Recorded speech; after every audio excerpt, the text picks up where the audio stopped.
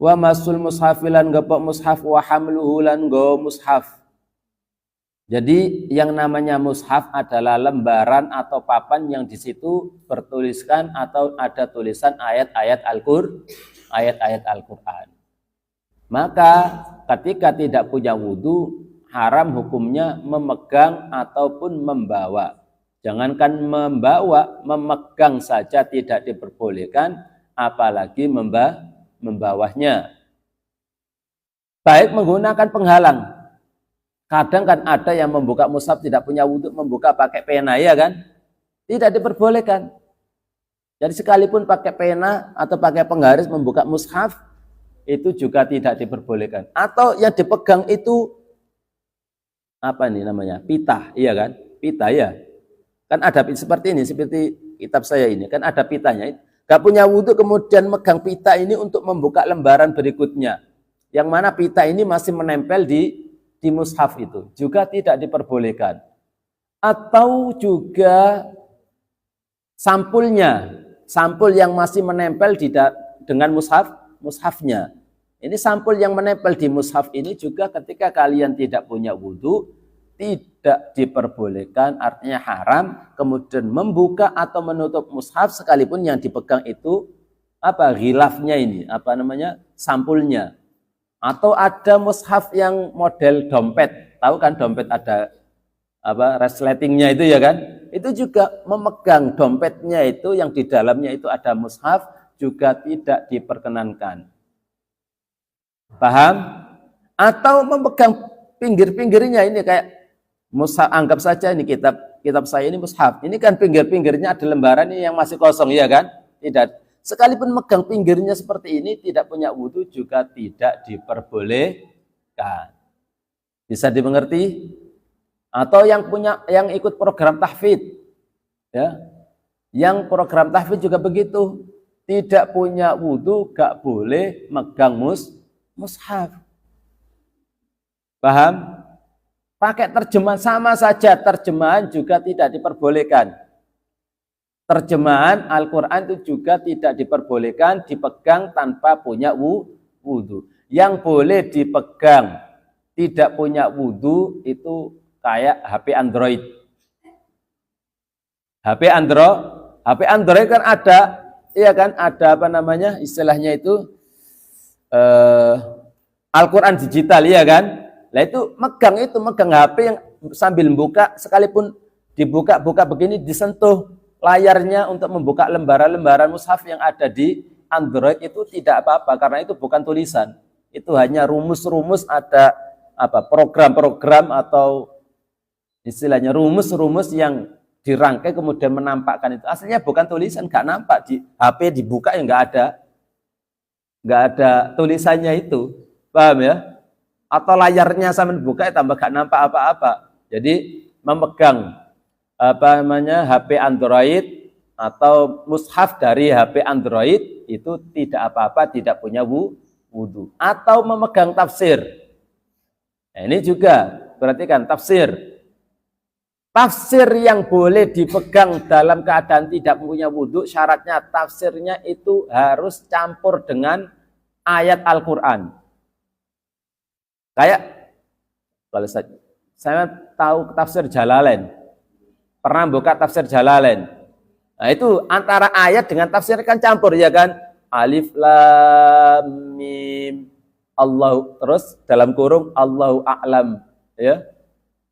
Bimuradihi kan begitu ya kan. Kemudian dzalikal kitabul la raiba fi dilanjutkan. Jadi tafsir-tafsir yang di situ itu campur antara ayat Al-Qur'an dengan tafsirannya itu jadi satu. Itu tidak apa-apa dengan syarat jumlah tafsirnya lebih banyak daripada ayat Al-Qur'an. Paham di sini? Jadi tafsir yang boleh dipegang, disentuh tanpa menggunakan wudu, tanpa punya wudu adalah tafsir yang antara ayat dengan tafsirannya itu campur ya. Kemudian jumlah tafsirannya dengan ayat itu lebih banyak. Kalau terpisah, ayatnya sendiri kemudian tafsirannya di bawah, kan ada Jadi tafsir itu ayatnya itu ditaruh di atas, kemudian di bawah itu ada penjelasannya, tafsirannya.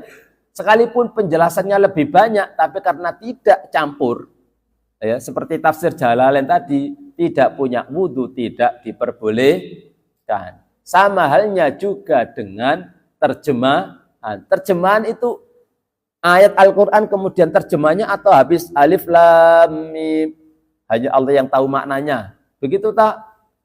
Enggak kan, terjemahan itu kan ayat kemudian di bawahnya itu ada nomor 1 terjemahnya ini, nomor 2 terjemahnya ayat nomor 2, begitu kan? Nah, begitu juga dari Quran terjemahan juga tidak boleh dipegang apabila tidak punya wudu. Bisa dimengerti? Yang boleh megang tanpa punya wudu itu hanya anak kecil. Tahu, sampean termasuk anak kecil apa? Bocil apa sudah amit-amit? Ya. Ya, imut-imut apa sudah amit-amit? Jadi yang diperbolehkan megang mushaf tanpa punya wudu itu hanya anak kecil yang sudah tamyiz. Ingat, anak kecil yang sudah tamyiz. Tamyiz itu sudah sampai pada usia di mana anak itu bisa makan minum sendiri, pakaian sendiri, cawik sendiri, sinjak sendiri, dijak ngomong bisa jawab. Itu namanya anak yang sudah masuk pada usia tamyiz. Boleh anak kecil yang sudah tamyiz memegang mushaf tanpa punya wudu, tidak berhenti di sini. Dengan tujuan untuk belajar. Apa? Tujuan untuk belajar. Paham? Jadi sampean punya anak yang sudah tamyiz, kelas TKB, ya kan? Itu sudah tamyiz rata-rata kebanyakan.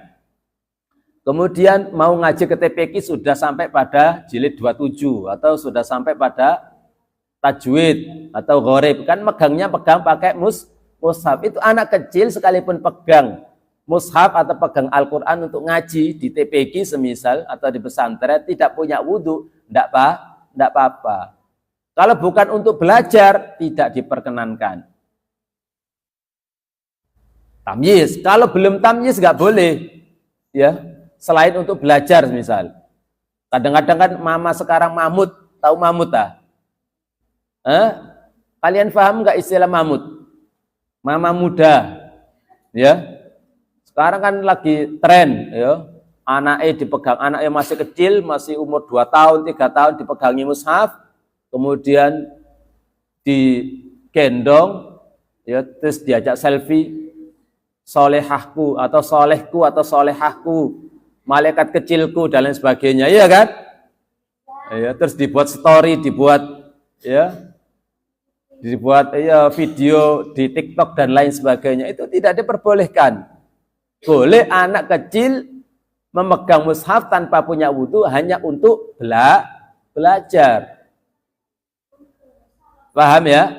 Kalau pengen orang tuanya pengen foto, ya, selfie dengan anaknya pegang mushaf, ya ajari baca Al-Quran terus suruh moto. Kalau hanya sekedar keperluan untuk selfie atau foto saja tidak diperkenankan anak kecil memegang mushaf tanpa punya wudu. Karena yang diperbolehkan anak kecil memegang mushaf tanpa wudu itu hanya untuk tujuan belajar. Mau pergi ke TPQ atau murojaah atau ngelalar dan lain sebagainya. Bisa difaham? Nah itu makanya harus difahami. Ya. Jangan gampang hukum. Ya.